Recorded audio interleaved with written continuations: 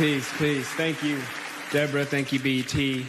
Thank you, Nate Parker, Harry, and Debbie Allen for participating in that. Before we get into it, I just want to say, I brought my parents out tonight. I just want to thank them for being here, for teaching me to focus on comprehension over career, that they make sure I learn what the schools were afraid to teach us, and also to thank my amazing wife for changing my life.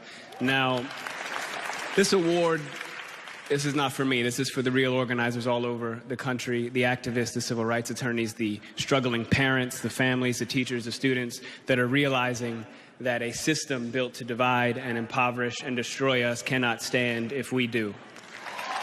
All right? It's kind of basic mathematics. The more we learn about who we are and how we got here, the more we will mobilize. Now, this is also in particular for the black women, in particular, who have spent their lifetimes dedicated to nurturing everyone before themselves. We can and will do better for you. Now, what we've been doing is looking at the data, and we know that police somehow manage to de-escalate, disarm, and not kill white people every day. So what's going to happen is we are going to have equal rights and justice in our own country, or we will restructure their function and ours.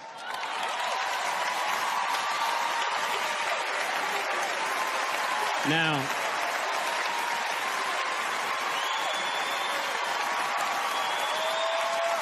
I got more, y'all.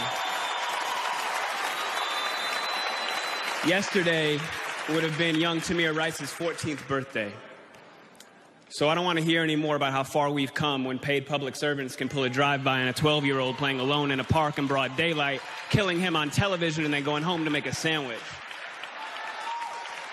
Tell Rakia Boyd how it's so much better to live in 2012 than it is to live in 1612 or 1712. Tell that to Eric Garner. Tell that to Sandra Bland. Tell that to Dorian Hunt.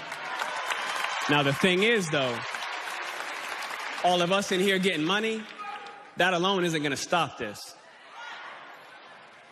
All right?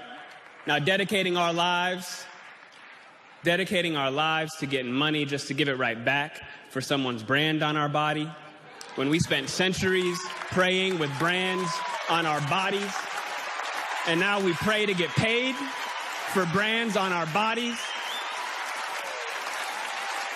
There has been no war that we have not fought and died on the front lines of. There has been no job we haven't done. There's no tax they haven't levied against us, and we've paid all of them. But freedom is somehow always conditional here. You're free, they keep telling us. But she would have been alive if she hadn't acted so free. Now,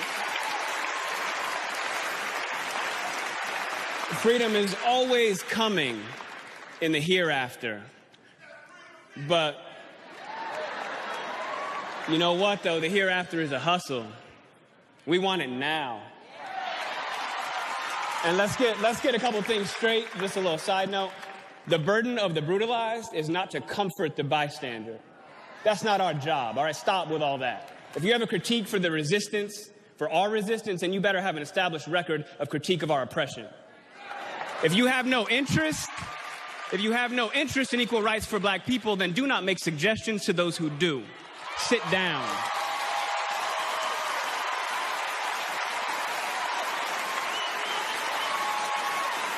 We've been floating this country on credit for centuries, yo.